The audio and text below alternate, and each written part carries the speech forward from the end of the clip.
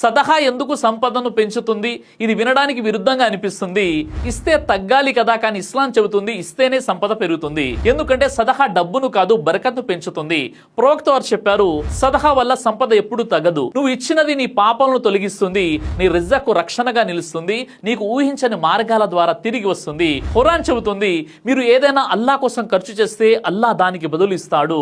కాబట్టి గుర్తుంచుకో, సదహా నష్టం కాదు, సదహా పెట్టుబడి, ఇన్వెస్ట్మెంట్. ఆఖిరా మరియు దునియా రెండింటికి కూడా ఇన్వెస్ట్మెంట్. ఈ రోజు నుంచి మొదలు పెట్టు, 10 రూపాయలైనా సరే.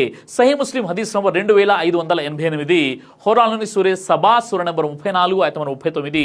ఈ వీడియోని లైక్ చేసి ప్రతి ఒక్కరికి షేర్ చేయండి. ఈ వీడియో చూస్తున్న ప్రతి సోదరుడు మరియు సోదరిమనికి నేను మనవి చేసుకుంటున్నాను, ఈ పవిత్ర మాసం రంజాన్ లోని మీరు మీ యొక్క జకాత్, సదఖాత్, డొనేషన్స్ మరియు మీ ఆర్థిక సహాయాన్ని విరాళం రూపంలో మా పీస్ మెసేజ్ ఫౌండేషన్ కి చేరవేసి మేము చేస్తున్నటువంటి మహోన్నతమైనటువంటి ధర్మ